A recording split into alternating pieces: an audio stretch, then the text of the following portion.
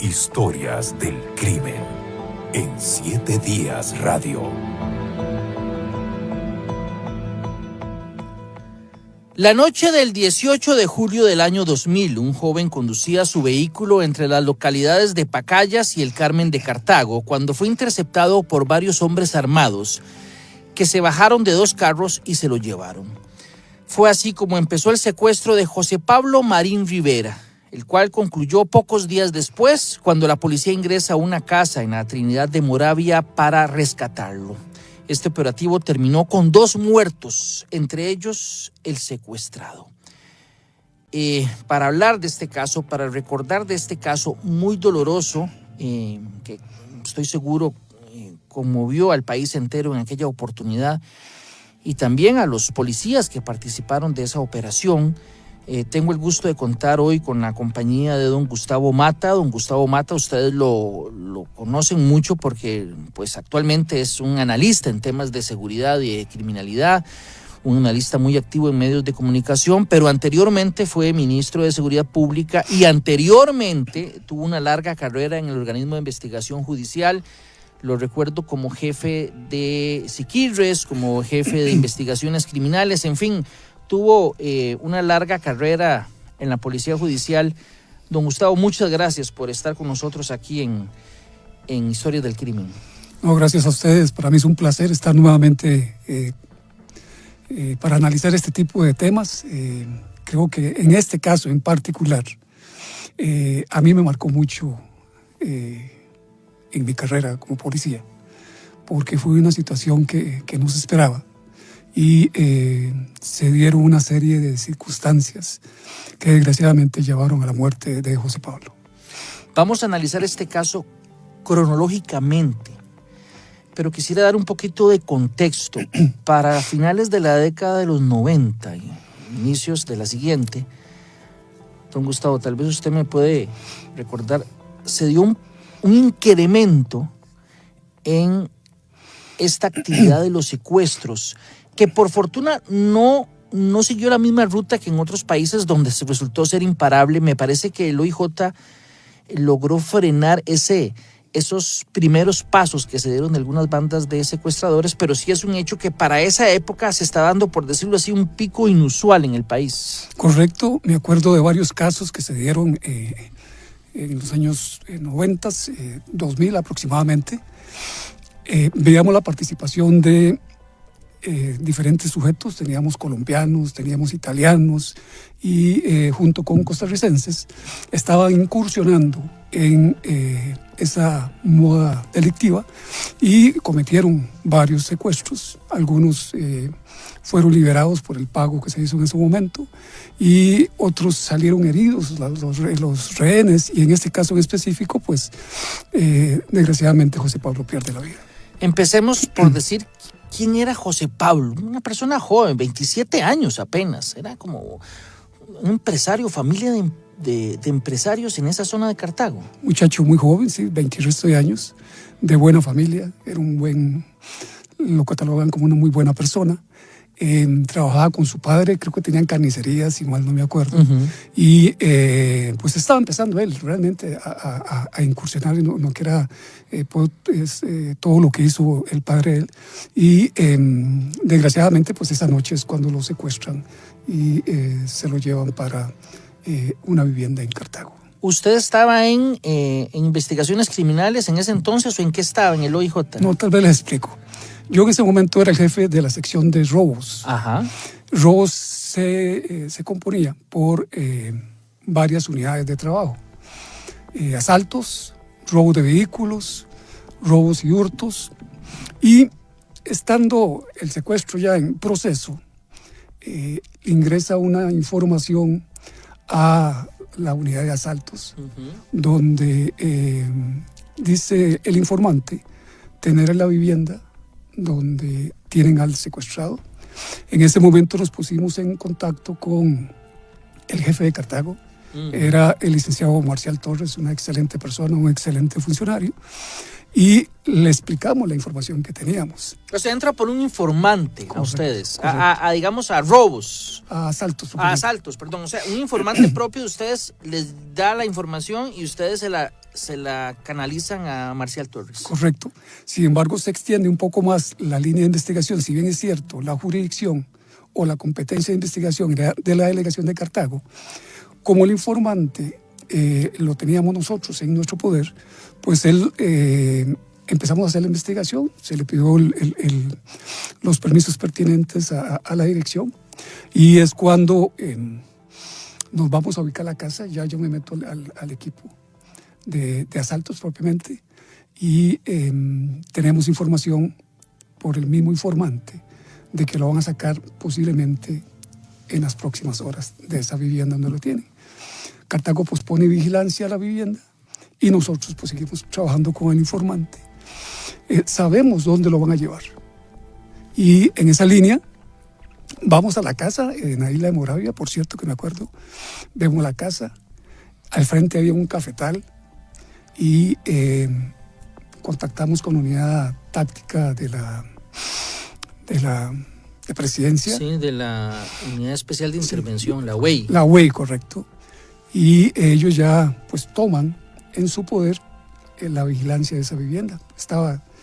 El cafetal estaba como 25 metros de la puerta principal.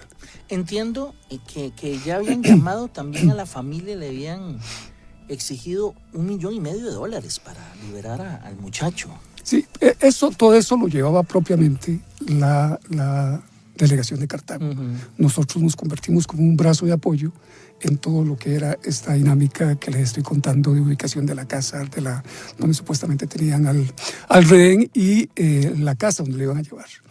Bueno, ya viene las horas de la noche y efectivamente vemos que hay movimiento. Salen 2 vehículos de Cartago Centro. Eran como las 2 de la mañana, 3 de la mañana. Uh-huh. Era un fin de semana y empezamos a seguir el carro. Ya toda la unidad, incluso me traje gente de otras unidades para un seguimiento. A esa hora es un poco complicado porque hay poco carro. Muy poco carro. Y salimos de Cartago y se meten ahí por el lado de Tres Ríos, a salir allá del Pablo Chacón. Uh-huh. Y ahí se complicó un poco el asunto porque realmente ahí sí era más solitario. Y es una sola ruta. Sí, es una sola ruta. Un solo camino muy estrecho. Cualquier carro que esté persiguiendo a otro lo van a... Ahí lo que hicimos fue, había motocicletas. Entonces dejamos que las motos se apagaran las luces y que se le pegaran a los carros que iban y nosotros nos montamos un poco más distante. Yo andaba en un taxi con otro compañero que era el que iba manejando. Ya cuando los compañeros salen a llegar a Guadalupe, ya ahí volvemos a retomar todo el equipo. Uh-huh. Y es cuando ya sabemos que lo van a llevar a la vivienda. Son momentos muy tensos, me imagino, esos seguimientos, porque un par de segundos y se puede perder el rastro. Claro, incluso en el análisis que íbamos haciendo ahí, el licenciado Torres y este servidor, vimos la posibilidad incluso de asaltar los vehículos ahí en esa zona, en una zona. ¿Se valoró interceptarlos? Sí, claro, porque era una zona muy solitaria, no poníamos en riesgo a terceras personas, sin embargo nosotros siempre temimos por la vida de José Pablo. Entonces decidimos mejor no que lo llevaran. Seguirlos. Ya los afugamos como a 1 kilómetro de la vivienda donde ya sabemos que lo iban a llevar. Y ya los tácticos avisan de que efectivamente llevan 2 carros. Meten uno hacia atrás, es un automóvil, y se van varios sujetos y sacan de la cajuela de atrás un bulto.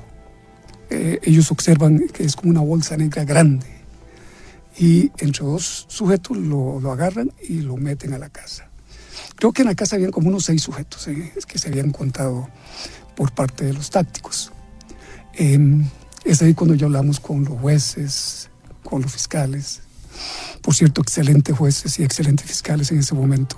Adriana Jarquín, una excelente funcionaria. Y se puso a disposición desde el momento en que empezamos nosotros a investigar el asunto junto con Cartago. Y ya nos reunimos como a unos 2 kilómetros del lugar para ver qué íbamos a hacer. Si entrábamos, asaltábamos la vivienda y ver qué porcentaje de éxito tendríamos. En ese momento el jefe de la UEI era Torres, José Torres creo que era el nombre. Y me dijo, Gustavo, yo creo que puede ser un 70% de éxito en operación si entramos rápidamente. Y ya lo logramos ahí, el juez, el fiscal. ¿Quién toma la última decisión? ¿Quién dice la palabra final en eso? ¿O es consensuado? Se hace consensuado, lógicamente, pero como eso es un asunto táctico, eso es meramente policial. ¿Usted era el encargado de dar el sí o era Torres? Torres, entre los dos realmente compartimos la responsabilidad y así lo dijimos ya después ante las investigaciones que se hicieron y todo lo demás. Entonces ya decidimos, ya le hablamos con el jefe del departamento, que estaba don Gerardo Láscares en ese momento. Lo llamamos porque nosotros dependemos de esa jefatura. Y le dice, ok, dale camino. Entrémosle ahora. Y si ustedes se están valorando y ya están ahí, pues procedan. Tienen que ser también muy tensas esa operación. Claro, o sea, claro. Suena fácil ahora en esta conversación, pero yo me imagino que es complicadísimo. Claro, y más que uno sabe el riesgo que lleva este tipo de operaciones. Ya yo había pasado por la operación aquella terrible cuando se fugaron aquellos 7 sujetos de la Reforma que mataron a dos oficiales, ¿se acuerdas? Y los fuimos a agarrar allá al lado de Guapiles. Ahí murieron como 4 de esos sujetos. Habíamos rescatado también de un secuestro a una madre y su hija. Ajá, a 4 rehenes me parecían un poco antes, unos niños y otros. Exacto. Allá en Heredia, me parece. Y otro caso también que se dio en el lado de Guapiles, igual, terrible.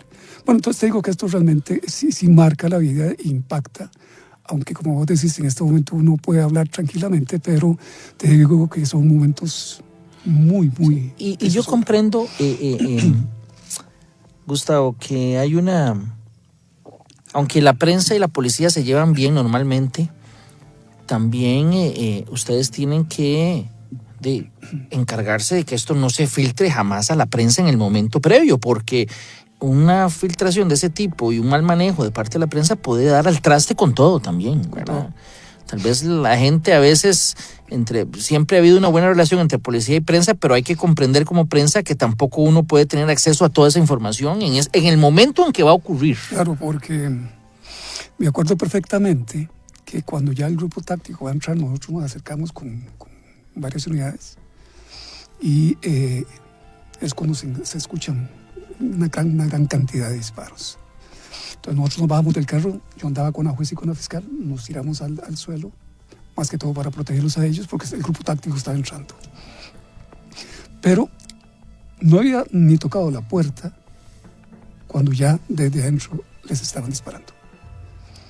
Y eso es, bueno que han visto los grupos tácticos cómo entran como en una forma de línea. Cada uno de esos operadores tiene una diferente misión. Y cuando ya ellos entran a ese túnel, ya no hay marcha atrás. Ahí es seguir solo para adelante. Para adelante. Pase lo que pase. Empezaba a amanecer, me parece. Sí, eran como las 4:30. O sea, se da el ok y se meten de una vez. Y no más entrando. Los reciben a disparos. Vamos a escuchar, porque tenemos precisamente un audio de un 7 días que presentamos hace algunos años acerca de este tema y que resume precisamente un poco esta situación. Es la voz de un miembro precisamente del grupo táctico que narra cómo fue precisamente ese momento en que empiezan a ingresar. Escuchemos. Siempre estuvieron disparando una gran cantidad de disparos, no sé, en este momento no recuerdo, más de 10 o de 15 disparos. Sin embargo, logramos llegar hasta la puerta y un compañero hizo el brecheo, lo que le llamamos el brecheo, bueno, abrir la puerta con una herramienta. A mí me alcanza una de las balas, uno de los disparos da en la frente y ingresa en la parietal derecha con ingresó y salió más o menos unos 7 centímetros entre la entrada y la salida. No le tocó algo vital en ese momento, casi que le anduvo, por decirlo de alguna manera, apenas por el cuero cabelludo. Sí, el movimiento, yo digo que el movimiento que logré hacer cuando logré ver ese cañón de frente, lógicamente me moví muy rápido y creo que eso fue lo que me salvó la vida. El plomo ingresa en cuero cabelludo, como repito, 6, 7 centímetros adentro. Gracias a Dios no dañó el cráneo. Sí perdí el conocimiento por unos instantes. Historias del crimen. Era la voz de uno de los oficiales del grupo de choque que estaba ingresando a la vivienda. Eso es poco usual, don Gustavo, que el factor sorpresa normalmente está a favor de la policía en este tipo de casos. Pero según entiendo, ustedes lograron determinar en algún momento posteriormente, esta gente recibió información desde el exterior. Correcto. Desgraciadamente, pues eso se da y se va y se seguirá dando en los cuerpos policiales. Incluso el sujeto que andaba conmigo manejando el taxi, ya después lo relacionamos nosotros directamente. O sea, un propio agente judicial había pasado información. Correcto. Por eso exactamente es de que sin haber tocado la puerta, los grupos tácticos ya le estaban disparando desde adentro. Y eso lo logramos saber pues días después, porque el mismo Torres, el jefe del grupo táctico, decía: Gustavo, pero no puede ser posible. Estos carajos nos estaban esperando. Y bueno, ya ellos ingresan. Una lluvia de balas. Sí, eso fue incluso cuando yo entro a la casa, cuando ya tenían controlado todo. Habían 2 sujetos tirados en la sala, heridos, creo que estaban heridos. Estaba Moxie y el rehén en uno de los cuartos, muertos. Y los otros sujetos también que estaban por ahí. En total eran como 6. Entonces quiere decir que cuando llegó el grupo táctico, entiendo el que al final se determinó que era el líder, de apellido Aguilar, tenía sujetado al rehén del cuello, me parece, y apuntándole con una pistola. Ahí sí, el mismo Torres entró de último, por cierto, y Torres se dirige al cuarto y ve cuando tiene Moxie sujetando a la víctima del cuello, pero dice Torres que él lo nota muy raro a José Pablo porque está como caído, flácido. Y cuando él... Como que no estaba consciente. No estaba consciente y estaba más bien como desmayado. El rehén. Y es cuando le empiezan a gritar a Moxie: suéltelo, es la policía, suéltelo. Y Moxie estaba con la pistola en la cabeza de José Pablo. Y nunca echó para atrás a las órdenes que se le estaba dando a la policía. Se escucha el disparo y es ahí donde le disparan a... O sea, el secuestrador le dispara al joven rehén. Correcto. Vamos a escuchar otro audio precisamente de otro de los agentes que estuvo presente en el momento en que se da ese lamentable hecho, cuando el secuestrador le dispara en la cabeza al rehén. Escuchemos. Él lo que hace es, cuando ya en el momento que yo ingreso, él se apertrecha en una de las habitaciones. Ahí él está casi en la entrada, alrededor de 1 metro después del marco de la puerta. Está con el joven, están en un ángulo muy inferior, muy bajo. Él no puedo percatar de este momento decir si estaba hincado o estaba de cuclillas, pero estaba muy bajo porque el cuerpo del joven estaba literalmente sentado. Se escucha constantemente a mis compañeros indicarles que alto policía, somos policías, déjelo. Y él incluso con improperios. Lo voy a matar. No lo haga. Y esto fue lo que No entendemos por qué él toma esta decisión, porque fue una decisión muy lamentable. Al ver la decisión que él tomó en ese instante, tenemos que evitar a la mayor brevedad posible que vuelva a hacerlo, ¿verdad? Que siga disparando para poder salvar a la persona. Si está herido, pues hay condiciones, la gran mayoría tiene entrenamiento para detener hemorragias y poder evacuar lo más pronto posible a un centro médico. Historias del crimen. El secuestrador Aguilar Moxi tomó una decisión que también a él le costaba la vida. Obviamente la policía no podía dejar que siguiera disparándole al rehén. Correcto. Ya después nos dimos cuenta por qué fue. Uh-huh. ¿Qué pasó? En la investigación se determina, por el trabajo de autopsia que se realiza a José Pablo, que a José Pablo le habían disparado horas antes en la cabeza. Tenía otro disparo. Eso posiblemente ya Moxi sabía de que este muchacho ya estaba herido de muerte y pues le valía el enfrentarse, pues ya incluso a este muchacho lo habían herido, y eso de Moxi pues procede a disparar. O sea, independientemente de la operación, ya el rehén tenía prácticamente pocas esperanzas de vivir. Eso fue lo que salió del examen de la autopsia, correcto. Nos dimos cuenta después. Una herida previa que le causó una hemorragia interna y estaba a pocas horas de morir, nos dijeron los patólogos.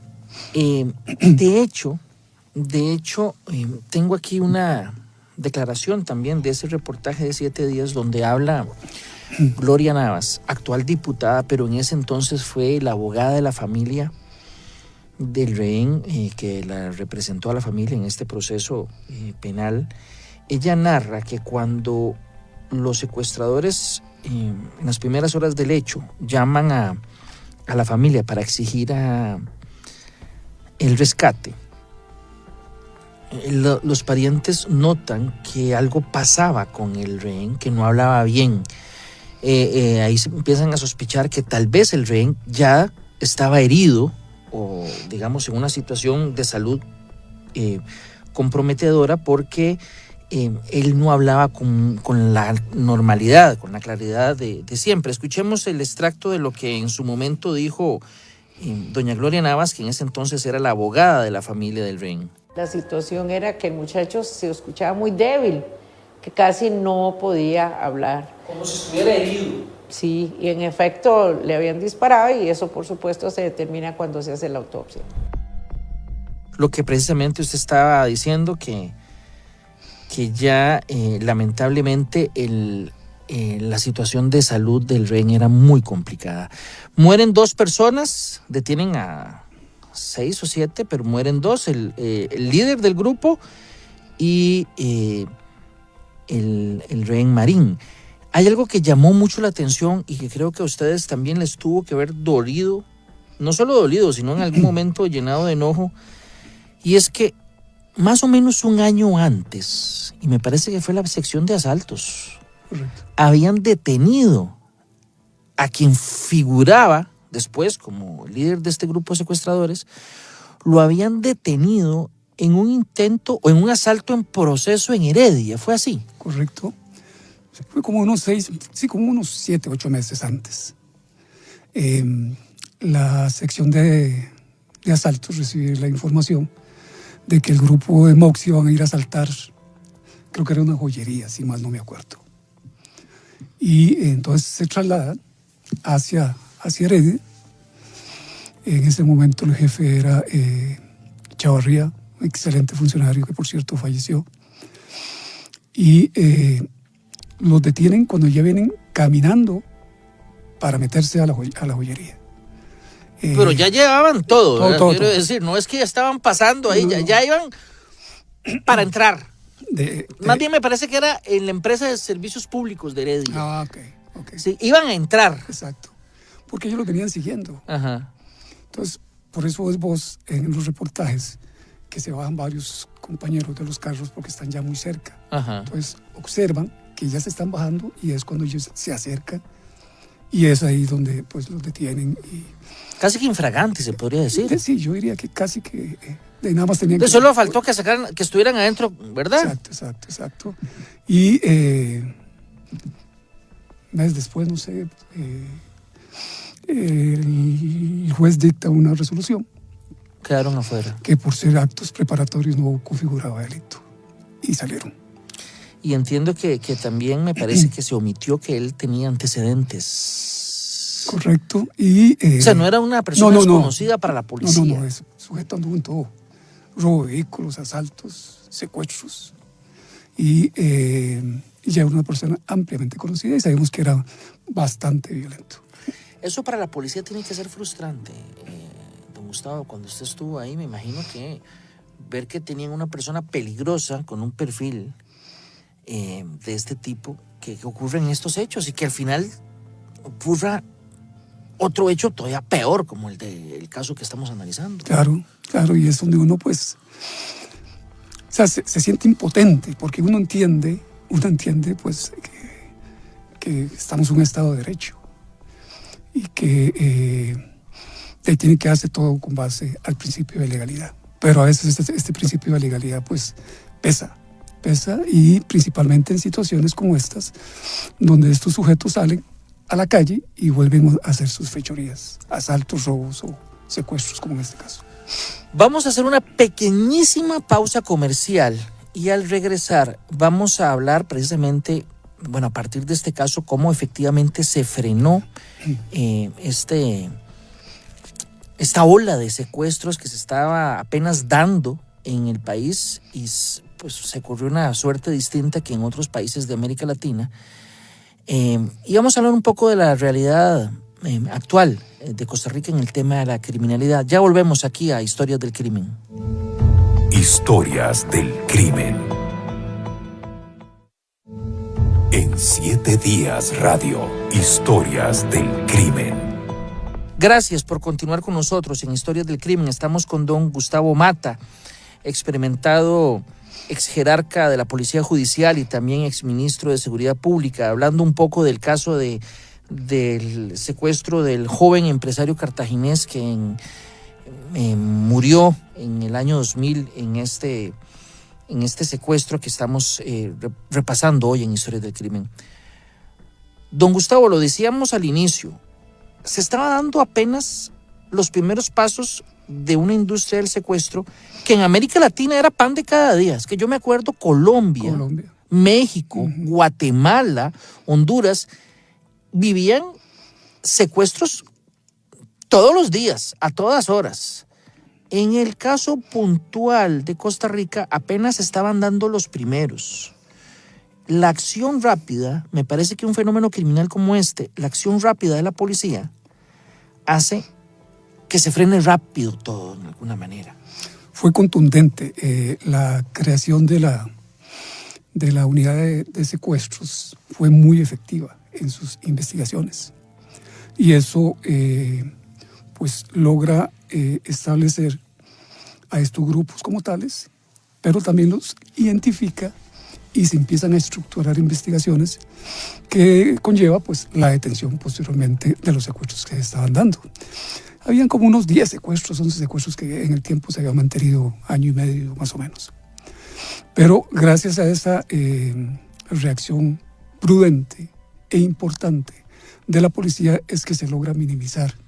Y es cuando ellos ven de que es muy riesgoso estar secuestrando gente porque todos sus compañeros están detenidos. Sí, y alguien puede decir, pero es que de vez en cuando hay secuestros. Sí, tal vez de vez en cuando hay, y habrá una cifra negra de secuestros. Pero es que si usted recuerda, Colombia, México, don Gustavo, eran, no sé, posiblemente 10, 15 secuestros al día que se vivían en esos países. Correcto. Y era el gran temor que teníamos acá. Entonces la reacción de las autoridades policiales logró frenar esto. Esto me lleva a un caso actual que tiene que ver con el fenómeno de la criminalidad y que me gustaría que analizáramos los minutos que nos queda de programa. Y usted ha sido muy crítico en este tema.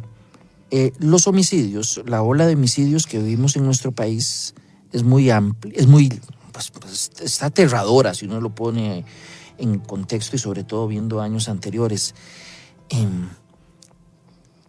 hubiera sido, digamos, me parece, mucho más contundente o mucho más efectivo haber frenado esto hace algunos años. Ya a estas alturas, don Gustavo, donde se da, ahora sí, 3, 4, 5, 6 y hasta 7 homicidios en un día. Es más, hubo un fin de semana que hubo 10. Ahora sí va a ser difícil frenar esto, don Gustavo. Yo diría que es imposible frenarlo a esta altura. Más bien considero, de acuerdo a los estudios de los analistas criminales del OIJ, de que para el próximo año van a haber más cantidad de homicidios. Por la razón de que la contención y la prevención no se dieron en su momento oportuno. Por eso yo hablaba de que había que financiar los cuerpos policiales para que contrataran más policías, para que compraran tecnología, equipamiento. Todo eso es la contención, que es lo que hace el Ministerio de Seguridad Pública. Pero a esta altura ya todo se fue para el OIJ.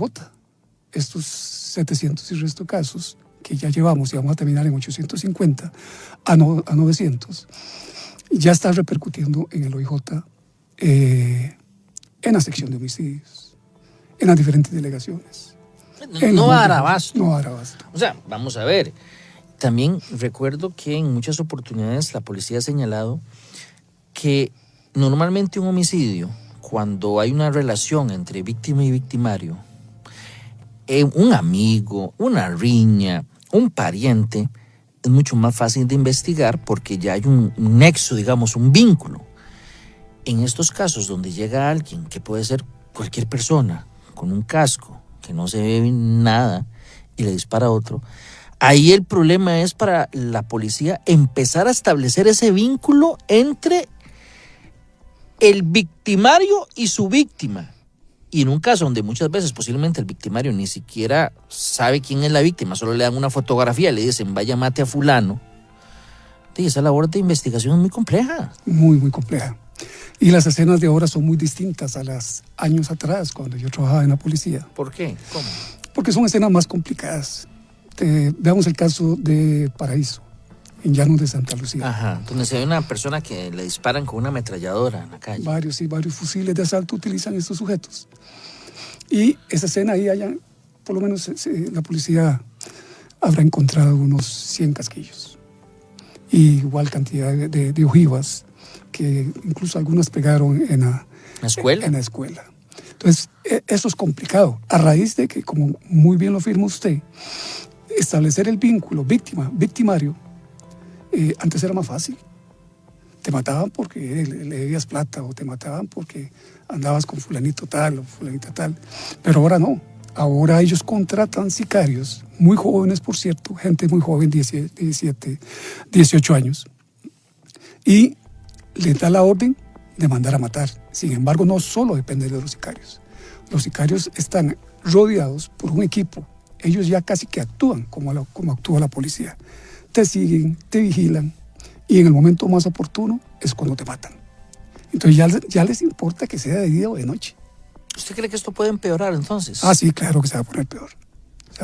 Y puede ser, pregunto, que se tomen o aparezcan otros delitos como nuevamente los secuestros. O sea, que estas industrias criminales que tienen que ver con narcotráfico y que hacen estas ejecuciones decidan algún día retomar, digamos, el secuestro como otra actividad lucrativa. Puede ser, ¿verdad? Tuvimos hace unos meses atrás a un grupo que fue identificado por OIJ, que ya no cobran en efectivo, sino que cobran con monedas virtuales.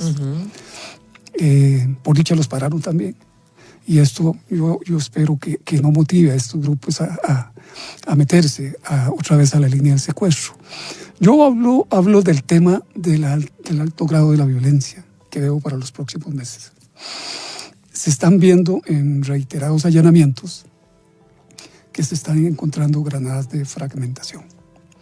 Cuando estos sujetos empiecen a utilizar esas granadas de fragmentación, esto se va a poner horrible, ¿Por qué? Porque una granada de fragmentación, vos la tirás, digamos que el objetivo es un vehículo que van dos sujetos, se la tirás a ese vehículo para pararlo.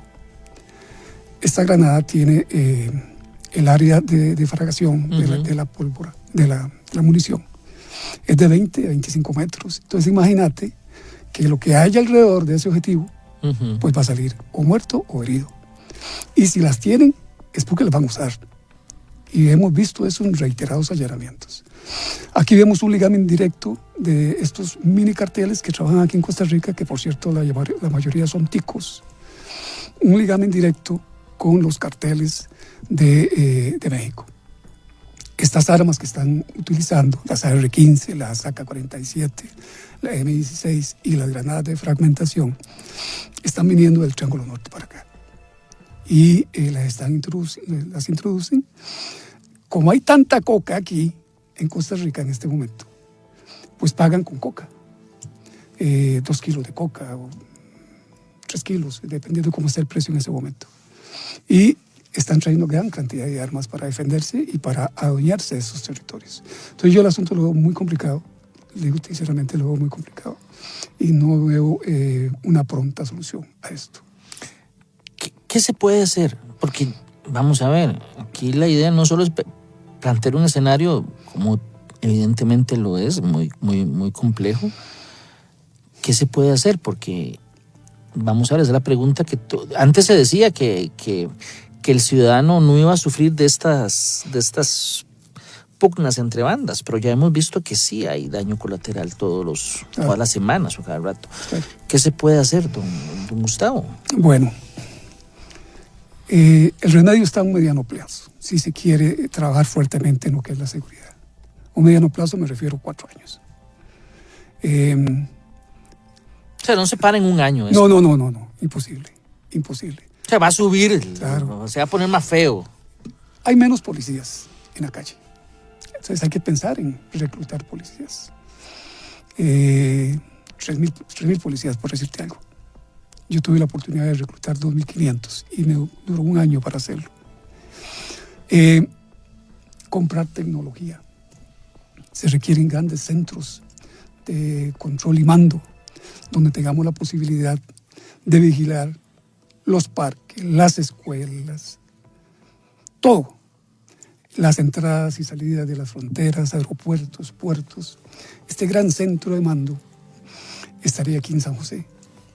Pero podríamos crear también otros más pequeños en las provincias más violentas. Me refiero a lo que es Punta Arenas, lo que es Limón, y posteriormente pues se va comprando más tecnología. Pero sí es importante invertir en la tecnología. Y en todo lo que tiene que ver el avituallamiento, lógicamente. Y estoy hablando solo del Ministerio de Seguridad Pública. De OIJ no estoy hablando todavía. Se requiere que compren más unidades, uniformes, armas, chalecos. Las delegaciones, pues que se construyan nuevas delegaciones, porque tienen razón los policías, parecen pocilgas donde ellos están trabajando. Y eso, a estos funcionarios, que son los que están poniendo el pecho, pues no es justo que los tengan en ese tipo de circunstancias laborales. Por otro lado, el OIJ, hay que apoyarlo ya. Bueno, ya dichosamente lo sacaron de la regla fiscal y el IVA también.